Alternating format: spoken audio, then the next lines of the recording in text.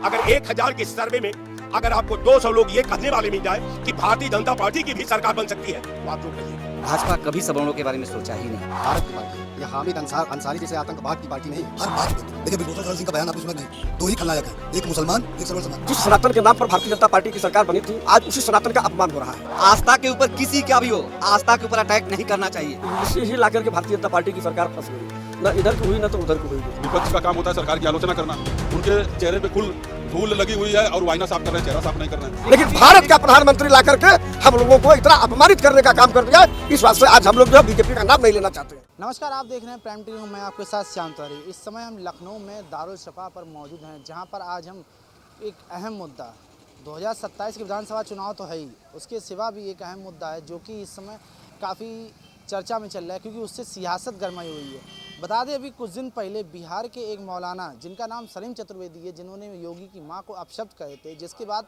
सियासी पारा तो गर्म हुआ ही था। वहीं यूपी के कई थानों में उनके खिलाफ एफआईआर दर्ज हुई थी। अगर आंकड़ों की बात की जाए, लगभग 80 से ज़्यादा एफआईआर उनके खिलाफ दर्ज हुई थी। वहीं यूपी एसटीएफ ने कार्रवाई करते हुए मौलाना को बिहार से गिरफ्तार कर लिया है, यूपी ले आई है, कार्रवाई चल रही, पूछताछ चल रही है। उसी पे लेकर आज हम यहाँ लोगों से बात करेंगे कि आखिरकार एक मौलाना जिसने सीएम योगी की मां को जो है अपशब्द कहे थे, उसको बिहार से उठा लिया गया, लेकिन वहीं यूपी में रहते हुए एक सपा नेता ने जिस तरीके से राम की मां को अपशब्द कहे थे, उसके खिलाफ कार्रवाई हुई, उसको जेल भेजा, लेकिन वही अभी वो बरी चल रहा है। उसके खिलाफ कोई सख्त कार्रवाई क्यों नहीं की गई? ये आखिर भेदभाव क्यों है? लोगों से हम यहाँ राय लेंगे कि आखिरकार ये भेदभाव क्यों किया जा रहा है। सर, ये जो मौलाना थे बिहार में, इन्होंने योगी की मां को अपशब्द बोले तो एसटीएफ ने कार्रवाई की। उससे पहले कई संगठनों ने कार्रवाई की, एफआईआर दर्ज हुई, उनको यूपी ले आए। लेकिन वहीं यूपी में रहते हुए एक व्यक्ति जिसने अपशब्द राम की मां को कहे, वो भी एक भगवान है, पुरुषोत्तम मर्यादा पुरुषोत्तम श्री राम, उनके बारे में ऐसा बोला गया, उनके खिलाफ कार्रवाई इतनी होती है, एफआईआर हुई, जेल गए, जमानत हो गई। भेदभाव क्यों? देखिए, भारतीय जनता पार्टी जब आदर्श की बात करती है, भारतीय जनता पार्टी जब परंपरा की बात करती है, भारतीय जनता पार्टी जब शिष्टाचार की बात करती है, तो मुझे बड़ा अजीबो गरीब लगता है कि साहब ये भारतीय जनता पार्टी कर क्या रही है, ये कह क्या रही है, ये सोच क्या रही है। कारण ये है कि गाली देना अपराध है, किसी के भावना पर कुठाराघात करना, किसी के मर्यादा से खेलना, किसी को सार्वजनिक जगह पर अपमानित करना हमारे विधा के विपरीत है। विधा में जो भारतीय दंड विधा का जो हमारे कानून है, वो निश्चित इसको अपराध के श्रेणी में रखते हैं और अपराधियों के मापदंड पर उसके खिलाफ कार्रवाई होती है। लेकिन केवल विरोधियों के खिलाफ भारतीय जनता पार्टी के 1 दर्जन सांसद हैं जो नेहरू जी को सुबह से शाम तक गाली देते हैं, जो गांधी जी का पुतला बना करके उनको गोली मारते हैं, जो भारतीय महापुरुषों को अपमानित करने का बात करते हैं, जो हिंदुस्तान पाकिस्तान की भारत में बैठकर बात करते हैं, जो हिंदुस्तान और पाकिस्तान के जो सद्भाव को आग लगा करके जलाना चाहते हैं, अगर वैसे तत्व भारत की परंपरा की बात करते हैं, भारत में अपमान की बात करते हैं, भारत के संस्कृति पर हमला की बात करते हैं, तो निश्चित मैं आपके चैनल के माध्यम से इसको ये करता हूं, खारिज करता हूं कि जो लोग आज जिनको वेदना है, असल में कारण ये है कि मुझे ये लगता है कि भारतीय जनता पार्टी का डिग्री बाद में और मूर्ख होना इम्पॉर्टेंट है, मूर्ख होना जरूरी है। मूर्खता सबसे बड़ी भारतीय जनता पार्टी की योग्यता है। अब कहने का मेरा मतलब कि मुझे भी खेद है कि एक मुख्यमंत्री जो उनकी मां, वो चूंकि राजनीतिक क्षेत्र में नहीं है, आप मुख्यमंत्री को गाली दे देते, आप प्रधानमंत्री को गाली दे देते, आप दूसरे को गाली, जो व्यक्ति राजनीति में है नहीं है, उसका आभा भी राजनीति के परिधि में नहीं है, आप उस पुनीत मां को आप उसके मर्यादा से खेल रहे हैं, परंपरा से खेल रहे हैं, इसका मुझे अपार खेद है। लेकिन जब भारतीय जनता पार्टी अपना अपमान को समझती है कि गाली देना भी अपमान है, किसी की आलोचना करना भी अपमान है, किसी के पारिवारिक पृष्ठभूमि से खेलना भी अपमान है, तो आखिर ये सुबह से शाम तक इसके नेता, चाहे वो विरोधियों का सुबह से शाम तक आलोचना करना, जो छोड़ दीजिए जो जिंदा हैं उनकी आलोचना तो हुआ करती है, लेकिन ये भारतीय जनता पार्टी तो जो मृतक हैं, जो 100 साल पहले मर चुके हैं, उनको भी नहीं बकसती। ये नेहरू जी को सुबह से शाम तक कब्र से निकालती है और फिर कब्र में पहुंचा देती है। लेकिन मेरा ये सवाल- गांधी को निकालती है कब्र से और कब्र में पहुंचा देती है। ये कांग्रेस के सारे शहीदों का, उस बैनर तले शहीदों का कभी आतंकवादी कहती है, कभी उग्रवादी कहती है, कभी राष्ट्र विरोधी कहती है और अपने राष्ट्रवादी बन जाती है। तो कहने का मतलब कि ये भारतीय जनता पार्टी के आप चक्कर में मत पड़िए। कहा रह गया सवाल चुनाव जीतने का, तो आप किसी भी ट्रेन में बैठिए और यहाँ से दिल्ली तक सफ़र कर लीजिए। अगर 1000 के सर्वे में अगर आपको 200 लोग ये कहने वाले मिल जाए कि भारतीय जनता पार्टी की भी सरकार बन सकती है, तो आप जो कहिएगा वो।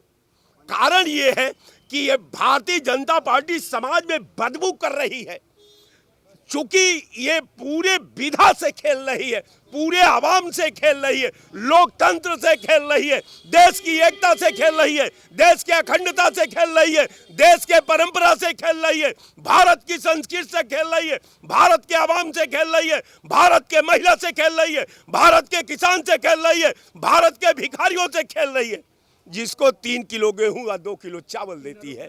तो ये यहाँ तक कि अब तो किन्नर भी आ गए बेचारे लाइन में। कहने का मेरा मतलब कि अब इसके पास कुछ नहीं बचा है, अब न इसके पास कोई गाने वाला बचा है और न कोई बजाने वाला बच गया है। 2 आरजू में कट गए साहब और 2 इंतजार में। आप क्या कहेंगे? क्या कहने मतलब इनका कि बीजेपी सरकार है तो लोगों को नुकसान है, अत्याचार हो रहे। मेरा सवाल ये था, सरकार 2027 किसके बनने की वो तो बात की बात, उसमें अभी काफ़ी समय। सवाल मेरा ये था कि बिहार से मौलाना जो यूपी एसटी द्वारा लाए गए हैं, यूपी में कार्रवाई की जा रही है, वहीं यूपी में रहते हुए हरदोई के एक सपा नेता राम की मां को अपशब्द बोलते हैं, आपने वीडियो सुना होगा। उन्होंने योगी की मां को अपशब्द बोए थे, उन्होंने भगवान राम की मां को अपशब्द कहे थे। जो व्यक्ति यूपी में, उसके खिलाफ एफआईआर होती है, वो जेल जाता है, फिर बाहर आ जाता है। लेकिन एक मौलाना यूपी से लाया जाता है, उसके बुलडोजर कार्रवाई होती है, आगे भी कई कार्रवाई की बात कही जा रही है। तो ये भेदभाव क्यों? क्योंकि वो मुस्लिम है, यहाँ जो है वो सपा नेता है, या वो हिंदू है इसलिए? देखिए, भारतीय जनता पार्टी है, भारत की पार्टी है। ये हामिद अंसारी जैसे आतंकवाद की पार्टी नहीं है। ये अब्दुल कलाम मिसाइल मैन की ये पार्टी है।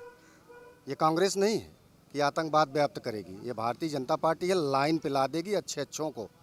यहाँ पे अगर टी टाँ करोगे तो फिर आप सोच लीजिए, चाहे जिस पार्टी का आदमी होगा और चाहे पार्टी का नहीं होगा। आप समझे नहीं, मैंने ये कहा यूपी बिहार से मौलाना को लाया गया, आपने खबर पड़ी होगी, मौलाना को लाया गया, एसटीएफ द्वारा दबिश डाल के वो लाया गया।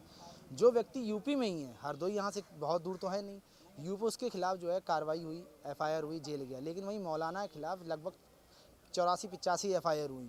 यूपी एसटीएफ एक बयान एफआईआर के ऊपर वहाँ दबिश डाली, उनको लेके आई। तो यार हिंदू मुस्लिम भेदभाव किया गया इसलिए लाई। कैसे आप इसको हिंदू मुस्लिम आप जोड़ रहे हैं? आप उत्तर प्रदेश के मुख्यमंत्री को कोई गाली देगा और उत्तर प्रदेश की एसटीएफ उसको ले आएगी, ये नियम है कि नहीं है?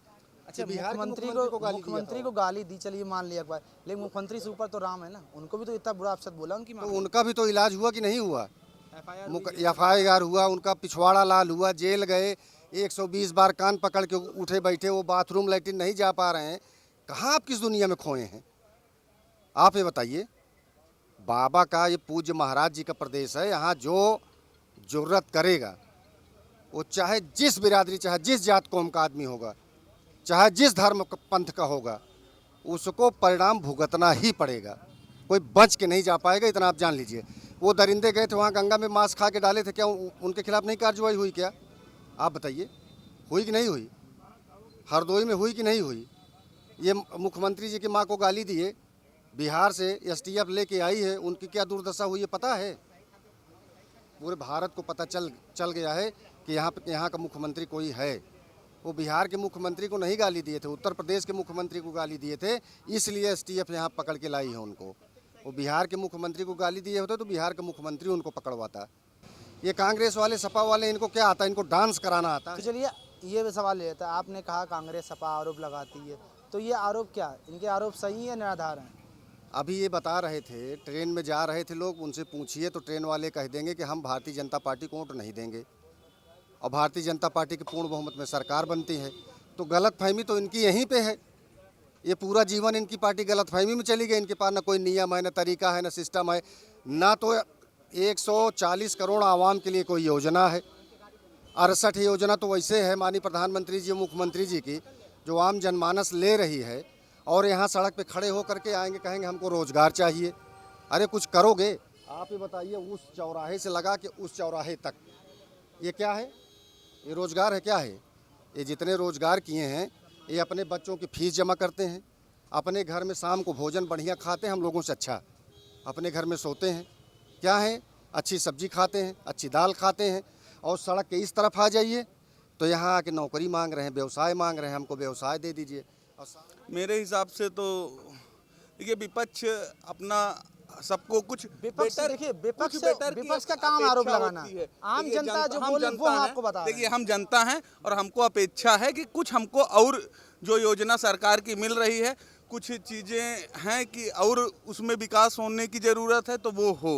हमारा ये है दायित्व हमारा। अब बीजेपी करे या कोई करे, तो आपके अभी तो हिसाब से बीजेपी आप है, किसको तो वोट बीजेपी दोगे? से। देखिए, ये अलट पलट की पूरी बात भाई साहब ने सही बोली, क्योंकि देखिए वोटर भी कभी खुलेगा नहीं।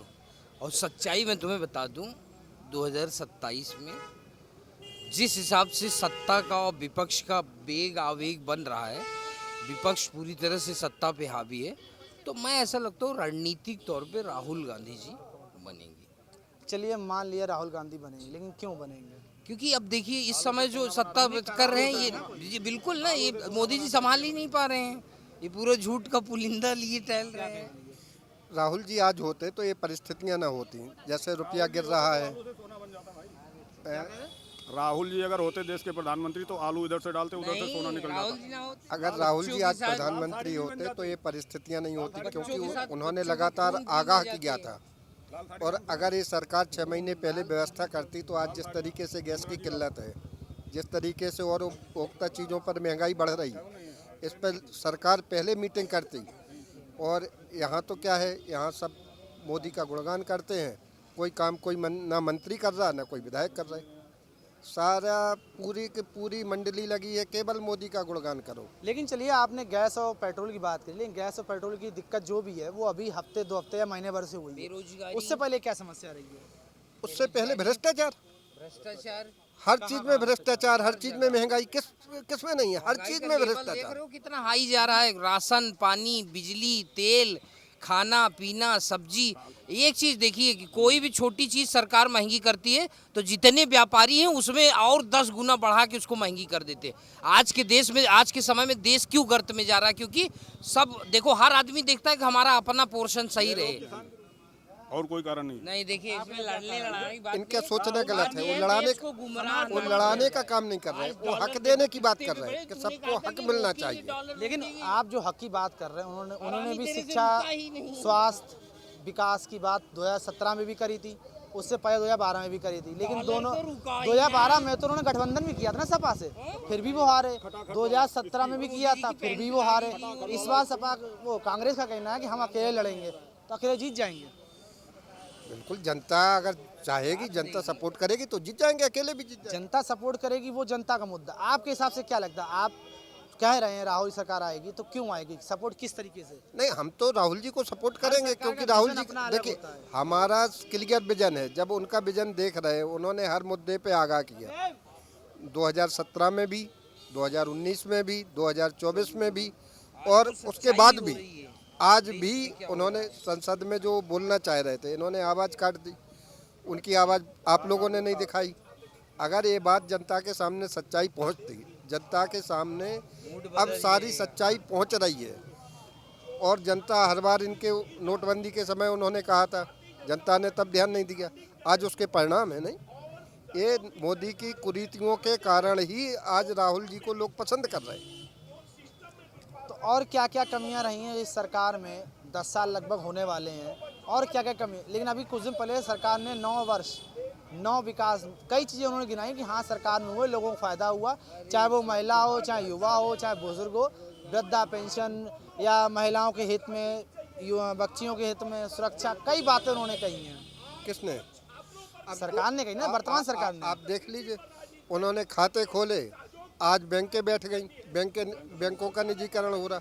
तो ये जनता के सामने सब चीज़ें आ रही हैं। लेकिन उनका कहना है निजीकरण हुआ है, ठीक है, लेकिन निजीकरण से फायदा भी तो हुआ है। कर्मचारी काम तो करना, सरकारी में कर्मचारी काम नहीं करते, व्यवस्था सुदृढ़ नहीं थी। ऐसा कैसे आप गलत बात कर रहे हैं? मतलब आप इतना ब्लेम कर रहे हैं कि सारे कर्मचारी काम नहीं करते। उनका तो कहना है कांग्रेस आएगी, किसी का कहना बीजेपी आएगी, क्या लगता है?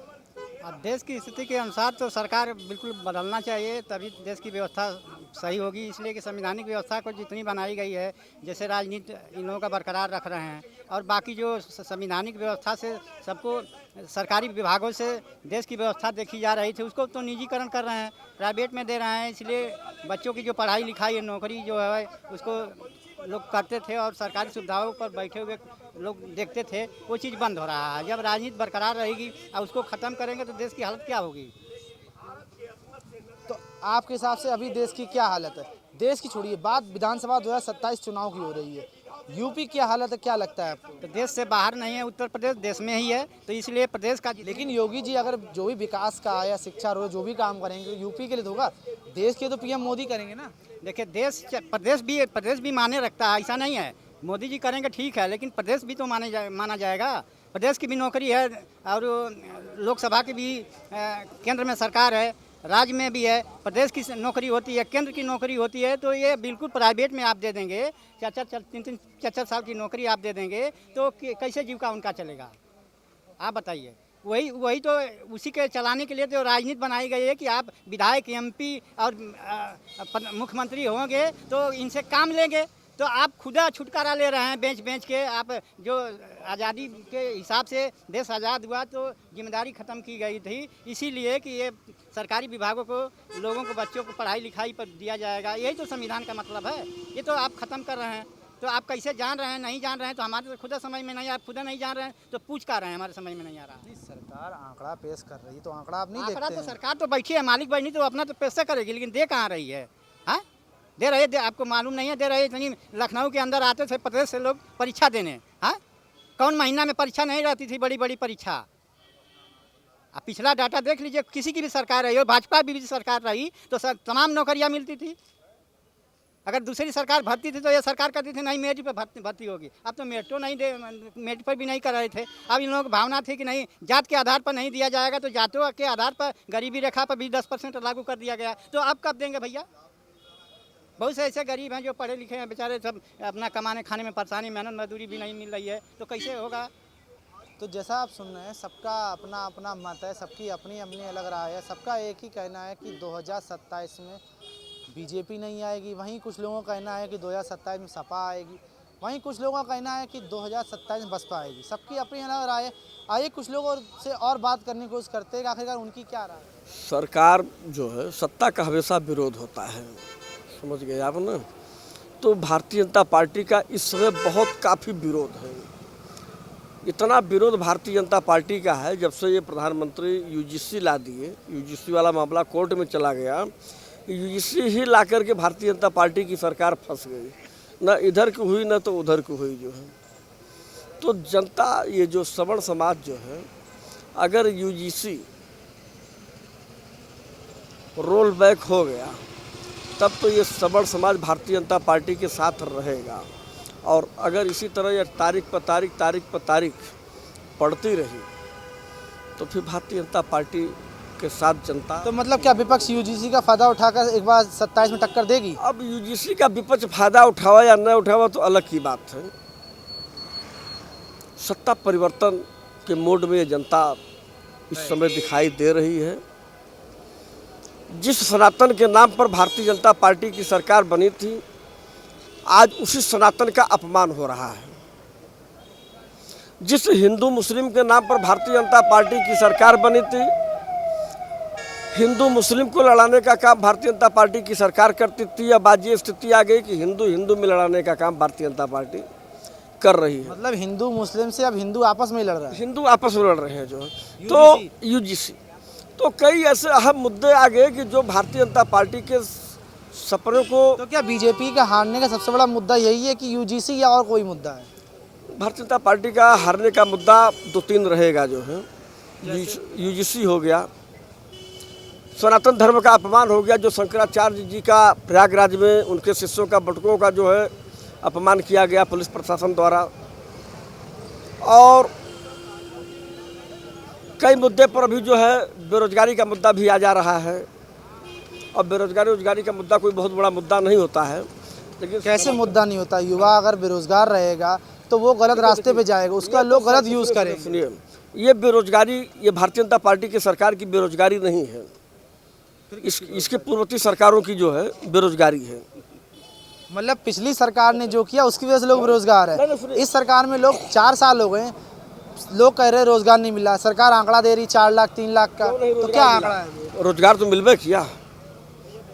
पुलिस विभाग की वैकेंसी आई, शिक्षा विभाग में कुछ हुई, उसका हर तीसरे महीने संविदा पर चल रही है, हर विभागों में संविदा पर धुआंधार चल रही है जो है। तो बेरोजगारी कोई मुद्दा नहीं, मुद्दा बनेगा भारतीय जनता पार्टी में जो है और सरकार के राजनीति में जो है सबसे बड़ा मुद्दा जो है यूजीसी और सनातन धर्म का मुद्दा बनेगा। आपको क्या लगता दादा, बीजेपी आएगी? ये संविदा पर जितनी नौकरियां दे रहे हैं, ये उन पढ़े लिखे बच्चों की डिग्रियों का सीधा अपमान है। कैसे? कम पैसे पर काम वही करवाओ, अपना सरकार में बनाओ बचाओ बना करके, और खूब देश विदेश में आयात निर्यात चाहे जितना लूट घसोट करो, लेकिन उन युवाओं के लिए नहीं, उनके पेट काट दो। वही नौकरी, वही सरकारी नौकरी है, वही संविदा पर है। तो लेकिन इनका तो कहना है कि ये जो युवा बेरोजगार है इसका कारण पिछली सरकार है। पिछली सरकार नहीं है, यही सरकार है। जब तुम सब रिजर्वेशन कर दिए, सबका गिरवी रख दिए सब विभागों को, तो सरकारी नौकरियां आखिर दोगे कहाँ से? उन विभागों में उन ठेकेदारों वो सरकारी नौकरी तोड़े देंगे। सरकारी नौकरी तो सरकार के हाथ में विभाग से दे रही थी। तो अगर तुम्हारी सरकारी नौकरी सरकार तुम्हारी ये जो नेताशाही है ये भी विदेशों के हाथ में गिरवी दे दी जाए तो कैसा अच्छा रहेगा?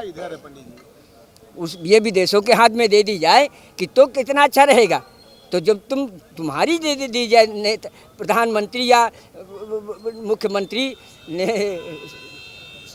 MP या MLA ये बनने के लिए तुम अपने हो, अपनी तुम ये तो आप चलिए रोजगार की बात कर रहे हैं, युवा की बात कर रहे हैं। सरकार किसकी बनेगी? और अगर किसी की बीजेपी छोड़ के बीजेपी की बनेगी। बीजेपी की सरकार ये कहते रहे बीजेपी से कुछ पा जाते हैं दान दक्षिणा।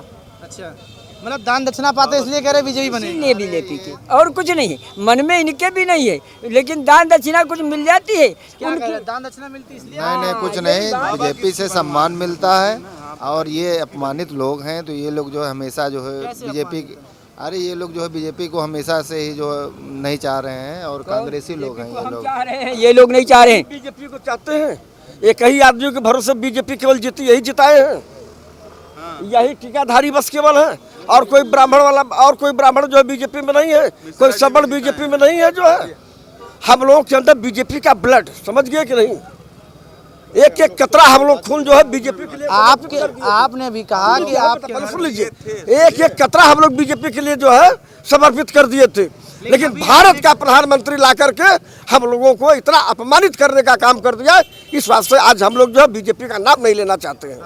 सुख में भी भाजपा के साथ हैं और दुख में भी भाजपा के साथ हैं। अरे दुख कौन सा है भाजपा को? दुख कोई है ही नहीं। दुख तो वो सब भारतीय जनता पार्टी ने तो सवर्णों पर यूजीसी कानून लागू करके सवर्णों का अपमान किया है। दुख तो पहुंचाया है सवर्णों को। इस पर सवर्ण समाज एकजुट होकर कहता है, एक स्वर में कहता है, एक आवाज देता है कि अपना वो हदा गिरा नहीं सकते। ये सवर्ण समाज संदेश दे रहा है मोदी जी को, जो यूजीसी लाए हैं, कि अपना वो हदा गिरा नहीं सकते और फेंके सिक्के उठा नहीं सकते। तुम जीत तो सकते हो मुझसे, लेकिन मुझे हरा नहीं सकते। आप क्या कह रहे हैं? आपने भी कौन सी बीजेपी? ये जिम्मेदार पार्टी बीजेपी या अटल आडवाणी की बीजेपी? अटलवादी की बीजेपी जिंदाबाद करता हूँ। और ये जिम्मेदार पार्टी बीजेपी योगी और मोदी की जिम्मेदारी हो गई। ये जो पार्टी है, ये पार्टी भी तो जो है अटल द्वारा बनाई गई थी ना, अटल द्वारा बनाई गई थी, अटल के विचारों से के विपरीत चली गई। नहीं, बीजेपी देखिए, बीजेपी अभी मजबूत तरीके से है। यूजीसी बिल पे सामान्य कुछ नाराज है, लेकिन वो समझ रहे हैं कि चीज़ें ऐसा किसी ना, सबको देखना है, सबका देश है और सब यहाँ पे रहते हैं, सबकी भावना, किसी की भावना ना आहत हो, ये सब देख के तो ये मंथन चल रहा है अभी। लेकिन जो रिजल्ट आएगा वो हम आपके हिसाब से क्या लगता है 2027 में किसकी सरकार बनेगी? बीजेपी, बसपा, सपा, कांग्रेस, कौन बनेगा? और अगर बीजेपी नहीं आएगी तो क्या इसका सबसे बड़ा कारण होगा? यूजीसी, यूजीसी, गैस, तेल। चलिए, यूजीसी गैस तो अभी आया है, अभी जैसा लोग बोला है कि हम बीजेपी वोट नहीं देंगे, कारण है यूजीसी गैस, यूजीसी पेट्रोल, ये तो अभी आया है, वो भी अफवाह के तौर पे आया है, समस्या ऐसी कुछ नहीं है। उसके सिवा आपको क्या लगता है? यूजीसी हमेशा देखिए, जो भाजपा है, कभी मैंने जो शुरू से अभी तो मैं जब से देखा हूँ, कभी सवर्णों का के ऊपर न्याय नहीं किया है इसने। भाजपा कभी सवर्णों के बारे में सोचा ही नहीं। लेकिन भाजपा का तो ये एक साफ तौर पर कहना है कि हम चाहे वो ब्राह्मण हो, मुस्लिम हो, दलित हो, कोई भी हो, हम सबके लिए बराबर हैं और ब्राह्मण के सबसे ज़्यादा हैं। सर, जब मोदी जी भाषण देते हैं तो यही कहते हैं कि हम 140 करोड़ लोगों का एक प्रतिनिधित्व कर रहा हूँ, सब हमारे भाई बहन हैं, कहते हैं ना वो। उसके बाद कहते हैं हम दलित के हैं, शोषित के हैं, वंचित के हैं, सारे अल्पसंख्यक के हैं। सवर्ण के कौन है?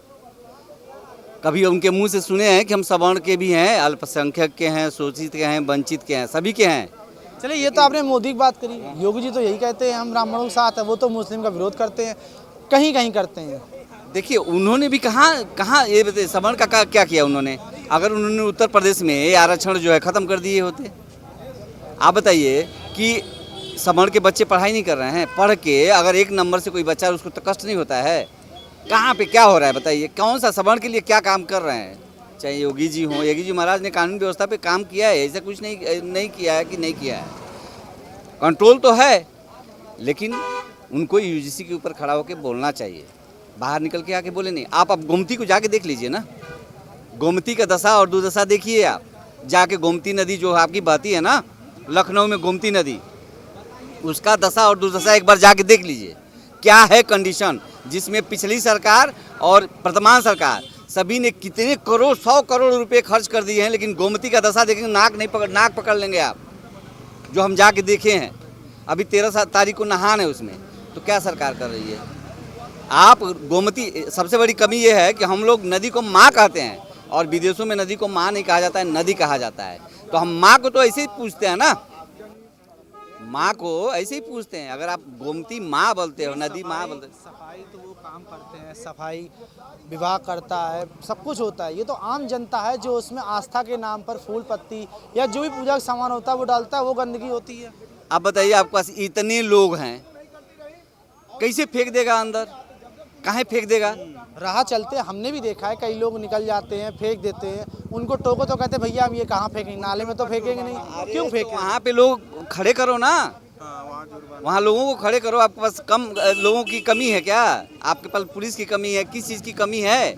आप वहाँ रोकिए, जाके देखिए। आप हनुमान धाम के पीछे जाके अगर जाके उसमें का एक पानी उठा के अगर अपने मुंह में लगा लीजिए आप, मैं गारंटी लिख सकता हूँ, वो है कौन? गोमती माँ। वो गोमती माँ है, लेकिन वो दिखाई नहीं देता है उनको, वो उनको दिखाई नहीं। आज देखिए सीतापुर में हनुमान मंदिर तोड़ दिया गया ना, आपको रोड पे मस्जिद नहीं दिखाई देता है, कहाँ तोड़ दे रहे हैं उसको? तो एसडीएम ने वहाँ हाथ जोड़े, उन्होंने साफ कहा हमें रोड चौड़ीकरण करना है।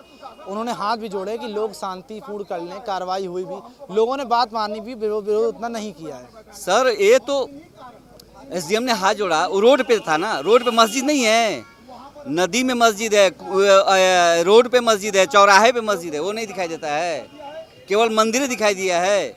वो भी हनुमान जी के मंदिर को आप तोड़ दिए हो, ये कितनी बड़ी व्यथा है। आप बोलते हैं कि सरकार आएगी, इतना बुरी दशा है। इस समय गैस मिल रहा है आपको, लेकिन जितने भाजपा के लोग हैं सबको गैस मिल रहा है, सब लोगों को गैस मिल रहा है, इतना समझ लीजिए। लेकिन उनके घर में भले गोईठे पे खाना बन रहा होगा, लेकिन उनको गैस मिल रहा है। आपको गैस मिल रहा है क्या? अच्छा, आपने जो अभी बात करी कि स्वर्ण समाज की, ब्राह्मणों की सरकार नहीं करती है, चाहे योगी जी हो चाहे मोदी जी हो, ठीक है, लेकिन योगी कुमार को जो अपशब्द कहे थे बिहार के मौलाना ने, उनको यूपी एसटीएफ पकड़ के लाई।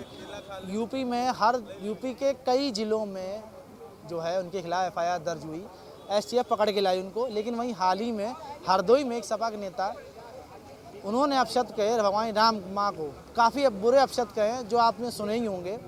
उनके खिलाफ कार्रवाई होती है, जेल जाते हैं, वो छूट जाते हैं, ठीक। लेकिन एक मौलाना को बिहार से उठा के लाते हैं, तो क्या यहाँ राजनीति नहीं हो रही है? देखिए, उसके शब्द में, उसके भी शब्द हमने सुने हैं, और इनके शब्द में, ओवैसी के जो भाई के शब्द में, ओवैसी के शब्द में बहुत अंतर है। ओवैसी का भाई कैसे हुआ वो? ओवैसी का जो भाई है वहाँ बोलता है हैदराबाद में, एक बात बता रहा हूँ आपको, ओवैसी जी जो बोलते हैं उसमें डिफरेंस है, बहुत डिफरेंट है। जो बिहार में बोला उसमें बहुत डिफरेंट है, और जो सपा का यहाँ पे बोला है उसमें बहुत डिफरेंट है। योगी जी महाराज को काहे गाली दोगे भाई? क्या आपकी गलती की है कि उनको आप गाली दोगे? काहे गाली दोगे उनको?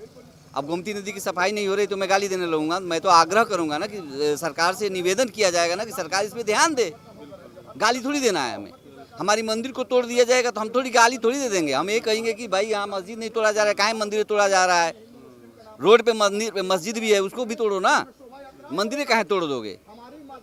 आप हमने सवाल आपसे किया था कि जो बिहार से मौलाना को लेके आ रहे हैं, लेकिन वहीं यूपी में एक व्यक्ति जो सपा का नेता है युद्धलाल वर्मा, उनके खिलाफ कार्रवाई की जाती है, जेल जाते हैं, बाहर आ जाते हैं। वो लाया गया व्यक्ति बिहार से लाया गया, उसके खिलाफ यूपी कई थानों में एफआईआर दर्ज हुई। लगभग दोनों, वो सीएम हैं, उनकी माँ को अपशब्द बोले गए, वो पुरुषोत्तम मर्यादा पुरुषोत्तम श्री राम है, उनकी माँ को उससे बुरे अपशब्द बोले गए थे। तो क्या दोनों में डिफरेंस है कि उसको लेकर लोगों ने विरोध नहीं किया? बहुत ज़्यादा डिफरेंस है। पर्सनल अटैक ह्यूमन बीइंग के ऊपर और आस्था के ऊपर बहुत डिफरेंट है। कैसे? आपको आपकी माँ को अगर बोल दिया जाए और यहाँ कोई राम के माँ को बोले तो आप उतना ध्यान नहीं दोगे। आप खुद कहोगे अरे करके चले जाओ, थोड़ा डिनाई करोगे, लेकिन आपके माँ को कोई गाल देगा आप छोड़ दोगे? लेकिन वो तो भगवान है ना, मर्यादा वो श्री राम, लोग जय श्री राम बोलते हैं, हर व्यक्ति जहाँ देखो लोग जय श्री राम बोलते हैं। जय श्री राम बोलते वो तो क्या नहीं बोलते हैं? आप बताइए। मैं बोला कि हनुमान आप मंदिर गिरा दिया गया, आपका घर गिरा दिया जाए, मंदिर गिरा दिया गया तो आप कुछ नहीं बोल रहे, हाथ जोड़ लिए। आपका घर गिरा कितना कष्ट होता है? मंदिर गिराने पे आप रोए हैं, लेकिन आपका घर गिराया जाए तो रोएंगे कि नहीं रोएंगे? पहले बताइए। आप अपने बातों को उलझाइए मत, आप खुद उलझ रहे हैं। मैं बार बार बता रहा हूँ उसमें और इसमें डिफरेंस है, लेकिन आप उसको घुमा के ला रहे हैं, उसी को घुमा के ला रहे हैं। आपके माँ को कोई गाली दे और रामचंद्र जी के माँ का गाली दे तो पहले आप उसको मुंह तोड़ेंगे, लेकिन राम के माँ को गाली दे आप खुद ही ऐसे करके चले जाएंगे। तो इसका असर क्या 27 से पड़ेगा? 100% पड़ना है। जनता में, लोगों में आक्रोश तो आएगा ही आएगा। भाई वो सीएम है, चलिए ठीक, वो भगवान है। आस्था के ऊपर किसी का भी हो, आस्था के ऊपर अटैक नहीं करना चाहिए। 2027 में किसकी सरकार बनेगी? 2027 में देखिए एक परिवर्तन, उत्तर प्रदेश अब जो है चाह रहा कि सत्ता परिवर्तन होना चाहिए और होगा सत्य, क्योंकि ब्राह्मण समाज जो सरवण समाज जिसके साथ रहता है उसकी सरकार बनती है और वो जा चुकी है, समाजवादी पार्टी में जा चुकी है। सत्ता परिवर्तन होना चाहिए। कारण ये है कि देखिए हर बात पे देखिए ब्रिजभूषण शरण सिंह का बयान आपने सुना कि नहीं? 2 ही खलनायक हैं, एक मुसलमान एक सरवण समाज। तो सही है, मुसलमान का अगर जहाँ जिक्र रह जाता है तो आप तुरंत ही बुलडोजर लेकर पहुँच जाते हैं। पंडित का आज देखिए ब्रजेश सिंह और विजय मिश्रा का धाकड़ दंगा में दोनों मुख्य आरोपी थे। विजय मिश्रा को सजा हो जाती है और ब्रजेश सिंह दूध के धुले हो जाते हैं। तो कहीं ना कहीं तो सत्ता परिवर्तन, देखिए सत्ता जो है ना जुल्म की बुनियाद पे ऐसे नहीं चल सकती। सत्ता की जो हनक जो है ना सब दिन नहीं रहती। क्या कांग्रेस ने सोचा था कभी कि मैं विपक्ष में बैठूंगा? जिसके बाप दादा ने राज किया इस देश में, क्या सपा सोची थी कभी कि हम विपक्ष में बैठेंगे? क्या आज बीएसपी बहन कुमार मालती जी जो 2 बार मुख्यमंत्री इस प्रदेश की रही, क्या वो कभी जिंदगी में ख्वाब में सोची थी एक विधायक होगा उनका? तो ये जनता है, जनता अगर बनाना चाहती तो उखाड़ना भी जानती है। क्या लगता है आपको जी 27 में किसकी बनी सरकार? देखिए 27 में तो एक चीज़ बताएं, 2 ही लोग हैं दौड़ में, बाकी तो कोई नहीं है। कौन है दौड़? एक तो बहन जी मायावती जी और दूसरी योगी आदित्यनाथ जी। तो क्या लगता है आपको कौन बनेगा? देखिए 27 में तो सबसे पहले योगी आदित्यनाथ जी का आएंगे, तीसरी बार मुख्यमंत्री बनेंगे और उनकी डिमांड हो रही है कि देश के प्रधानमंत्री के लिए भी नाम आगे उनका चल रहा, क्योंकि सारे भारत के लोग चाह रहे हैं कि योगी आदित्यनाथ चेहरा मोदी जी के बाद योगी आदित्यनाथ जी को लोग चाह रहे हैं कि प्रधानमंत्री, क्योंकि आपने योगी की बात की, चलिए वो मान लिया योगी, आपने मायावती की बात की, बहन जी की बात की, उनका आने क्या कारण है? देखिए उनका आने का कारण ये है कि प्रदेश में, इस प्रदेश को अगर किसी ने संभाला है कांग्रेस के जाने के बाद, एन डी तिवारी मुख्यमंत्री हुआ करते थे, उस समय पे कोई इतना वो नहीं था, बढ़िया चल रहा था प्रदेश। और उसके बाद आज 35-40 साल लमसम हो गए कांग्रेस को जाए यहाँ यूपी से, उसके बाद कोई ऐसी सरकारें नहीं है जो काम दी। फिर उसके बाद जब ये लोग आए बाबा, तो उसके बाद एक उभर के चेहरा आया मायावती जी का। तो मायावती जी ने प्रदेश को इस तरीके से संभाला था कि कोई अधिकारी की टेबल पे काम नहीं रुकता था। जो वहाँ से शासन से बहन जी मायावती जी आदेश को घोषणा कर देते थे, उसको अमली जामा पहनाने का काम अधिकारी करता था, क्योंकि जो अधिकारी उस आदेश को फॉलो नहीं करता था उसके खिलाफ कार्रवाई हो जाती थी। आपने कहा बहन जी आई कांग्रेस के बाद, उन्होंने प्रदेश को संभालने का काम किया, नहीं वो बात उसके साथ ठीक है। में नहीं मैं उसके साथ में बहन जी आने के बाद उन्होंने रोजगार दिया लोगों को, नौकरियां हर विभागों में निकाली, वैकेंसी निकाली। सुन लीजिए, अरे बात तो सुनिए पहले, जो उपलब्धि बता रहे, जो बहन जी आई, तो बहन जी आने के बाद उन्होंने सारे विभागों में नौकरी निकाली, और जो गांव के लोग भाग के आ रहे थे तो गांव में रोजी का बहन जी ने वहीं पे कर दिया। तो जब वहाँ बहन जी ने सबको रोजगार दे दिया, तो जो गांव का आदमी था वहीं बस गया। उसके बाद जब बहन जी चली गई है, तो फिर दूसरे लोगों के शासन में आया, तो आए दिन दंगा होता था, चौक में आए दिन मौलवीगंज में कर्फ्यू बवाल दंगे होते थे। फिर उसके बाद जब योगी आदित्यनाथ ने जब शपथ लिया है, तो ये उत्तर प्रदेश से गुंडागर्दी बिल्कुल ख़त्म हो गई, और ना आज कहीं ना दंगा होता ना कुछ। और योगी आदित्यनाथ में एक चीज़ है, वो पक्षवाद नहीं कि किसी पार्टी के अगर व्यक्ति हो, वो न्याय करते हैं, और जो उन्होंने डिसीजन लेने में बहुत ठीक है, वो देरी ने अगर डिसीजन ले लिया तो फिर वो वापस नहीं है। फिर कोई भी बहुत, चाहे जितना बड़ा माफिया हो, चाहे जितना बड़ा वो हो पावरफुल, उसको मिट्टी में मिलाने का काम करते हैं। इनका कहना है कि योगी जी बहुत अच्छा काम करे, इससे पहले बहन जी ने काम किया, इनका साफ तौर पर कहना है कि सपा ने काम नहीं किया। क्या लगता है आपको? नहीं तो देखो, ऐसा है कि कहीं ना कहीं वो सही कह रहे हैं कि जनता इसका जवाबदेह होती है। लोकतंत्र में जनता बताती है, जनता प्रमाण देती है। माननीय योगी आदित्यनाथ जी की सरकार ने काम नहीं किया होता तो दोबारा मुख्यमंत्री बन करके नहीं आते।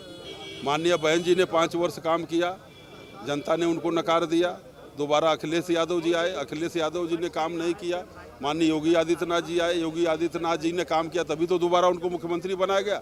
अगर उन लोग सपा बसपा का काम अच्छा होता तो दोबारा उनकी सरकार बनती। समाजवादी पार्टी की सरकार गुंडागर्दी की भेंट चढ़ गई, बसपा की सरकार भ्रष्टाचार की भेंट चढ़ गई।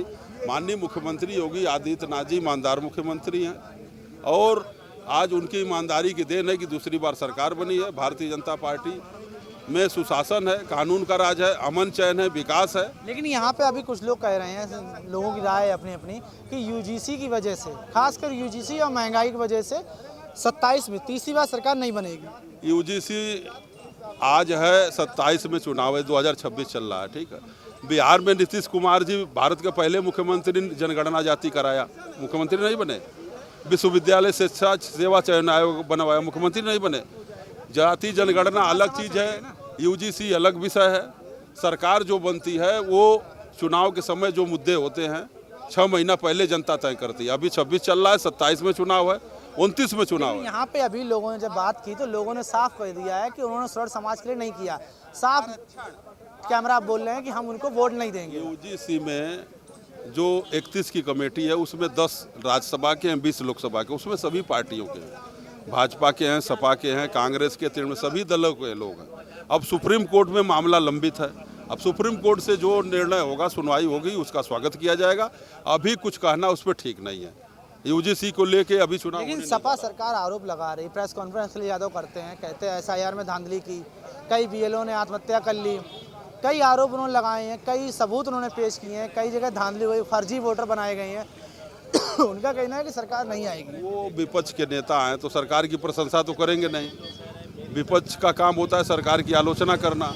उनके चेहरे पे खुल धूल लगी हुई है और वो आईना साफ कर रहे हैं, चेहरा साफ नहीं कर रहे हैं। जब तक वो गांव में जाएंगे नहीं, कार्यकर्ता उनके बूथ पे जाएंगे नहीं और कमेटी नहीं बनाएंगे, सभी समाज को जोड़ेंगे नहीं, तो एक जात दो जात से सरकार नहीं बनने वाली है। ठीक है, अपना संगठन ठीक करें और जो पिछली सरकारों में गलतियां की हैं जनता से उससे माफ़ी मांगें। चाहे प्रमोशन में आरक्षण का मामला हो, दलित अधिकारी कर्मचारियों का, चाहे महापुरुषों का जिला बदलने का नाम हो, बाबा साहब अम्बेडकर से लेकर संत रविदास नगर तक, माफ़ी मांगें, जनता के बीच में जाएं, काम करें, गांव में जाएं, बूथ पे जाएं। उनके कार्यकर्ता जनता के बीच में जाने से सरकार बनती है। पार्टी में बैठ के प्रेस कॉन्फ्रेंस करने से, कार्यालय में बैठ के सरकार नहीं बनती है। राम मनोहर लोहिया ने कहा है कि जब सड़कें आवारा होती हैं तो संसद सूनी रहती है, तो सड़क पे संघर्ष करना पड़ेगा। आप कहीं देखें 9 साल हो गए यहाँ योगी जी की सरकार कहीं सड़क पे संघर्ष करते हुए देखे अखिलेश यादव जी को, समाजवादी पार्टी को? कहाँ सरकार बन जाएंगे? बैठ के कार्यालय में सरकार नहीं बनेगी। इसके लिए क्षेत्र में जाना पड़ेगा, समाज में जाना पड़ेगा, गांव में जाना पड़ेगा, आंदोलन करना पड़ेगा। संघर्ष, सत्ता संघर्ष से मिलती है, थाली में सजा के कोई आपको नहीं दे देगा, तो इसलिए संघर्ष। तो यही सबकी अपनी अपनी अलग अलग राय है। सबका कहना है कि सरकार जो बनती है, फिर वो चाहे भाजपा बने, चाहे कांग्रेस बने या जो भी बने, वो अपने संघर्ष से बनती है, अपने कार्यों से बनती है, अपनी मेहनत से बनती है और निष्पक्षता से बनती है। सबकी अपनी अलग अलग राय है 2027 को लेकर। अब देखने वाली बात ये होगी कि 2027 में आखिरकार बीजेपी आएगी, बसपा आएगी, कांग्रेस आएगी या फिर सपा आएगी। कौन आएगी अब ये आने वाला समय ही बताएगा। कैमरा पर्सन निशित के साथ मैं श्याम तिवारी, प्राइम टीवी, लखनऊ।